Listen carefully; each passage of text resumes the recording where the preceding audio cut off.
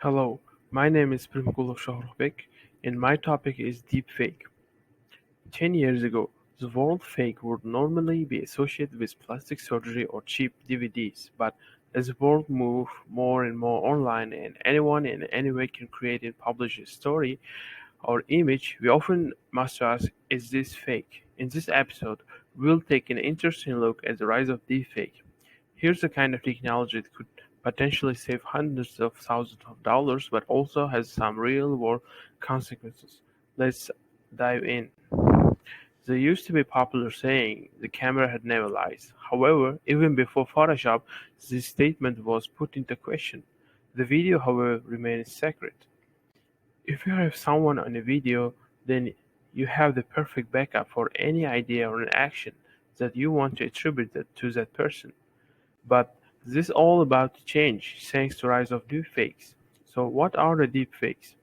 Deepfakes are altered videos, usually famous people produced by neural networks. It could be superimposing face into a body so it looks like they are doing something that never did, or you can take some speech. Even before deepfakes, you have probably seen the basic system at work. It's what powers those goofy snapshot filters, where where you can have the googly eye or demon face. The tech behind this face detection is not exactly new technology. Even old digital cameras have this feature. In 2001, Paul Viola and Michael Jones proposed a real-time face detection system, now known as the Viola-Jones Object Detection Framework. Basically, this framework allows machines to easily detect faces by using a difference in brightness between pixels. Today, we still use basic premises, but there are many new steps that have been added together. They combine to create Peter visions that Ola Jones part is used for high-level detection of the basic markers of face. Snapshot trained their system when many hundreds of faces that were manually marked with points to show the borders of lips, eyes, nose, and face. The trained application can then take the point mask and shift it to match your individual face based on the data that is getting from your camera at 24 frames per second. We know that the film studio have been able to swap the faces for years. Oliver Reed did it for some scene and in Gladiator, and young Carrie Fisher appeared again in Star Wars. But for those processes long and expensive. But these days you can make deepfake for free, thanks to deepfake apps. Here some videos of mine where I swapped my face with some characters in movies. It's alright.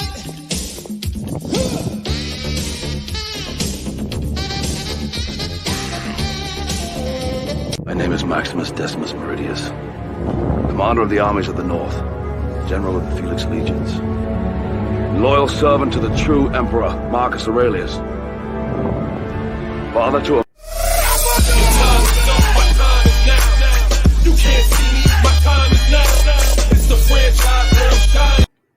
So, but what about the negatives? Unsurprisingly, there has been a lot of fake adult content created or existing porn scenes have celebrity faces. And all you need to do is to find actors with similar build and then most of the work is done for you by the algorithms. The adult sector was one of the biggest driving forces behind the recent surge of fake videos. However, arguably the biggest danger we face in politics. Politicians are on camera a lot, often in quite fixed position, like standing at a podium or sitting for an interview. This makes them incredibly easy subject for deepfakes. All you need to do is record any actor making the facial movement you want, and then you can map this onto a politician, altering the way they react or even what they say. And you might be thinking, so you will still need really good impersonator to match the voice well. Well, not for long. At the Adobe conference in 2016, Zhu Jin introduced Voco. This tool was basically Photoshop for audio. He uses learning algorithms to analyze the speech patterns and convert it into text with just 40 minutes of speech. It will It will have example of almost every sound of that voice in that language, such as recreate the new vocal audio. What you need to do is type. So thinking about it, if you can make politicians say anything you want, think think about the impact of this could have so in broad sense. If these videos become commonplace, perhaps if we give some ground for politicians today to deny something that they said, and then it becomes a question of how you even trust any evidence given. This leads us to final question: how you prove that video is real? It is extremely difficult. If you can get a fake video in a raw format that was uploaded in the telltale signs that you can find. Every digital recording device has its own unique algorithms that decide what information is kept. You cannot store every pixel of every frame, it's just too much data. So camera batches little groups together. If they have very close in color, for example, and this access of short fingerprint for the camera model, so an expert will able to tell where this has been altered. But the thing is, once the video has been uploaded and downloaded a few times, it's hardly enough to find in the first place, but we almost impossible once it traveled around the internet. Sometimes there will be telltale glitches when the face moves in slightly strange way or if a 3D mask does not exactly match up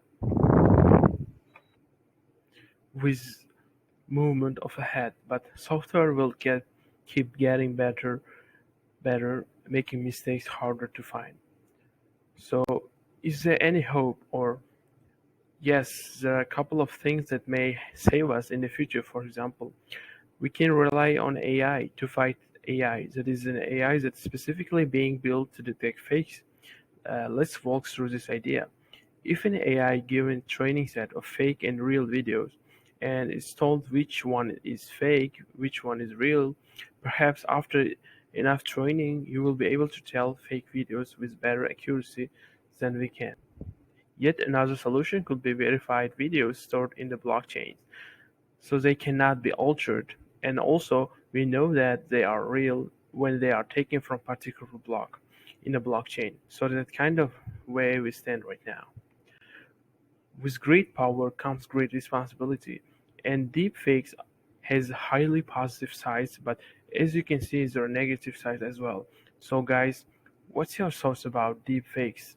Let me know in the comment section below. Thank you for your time.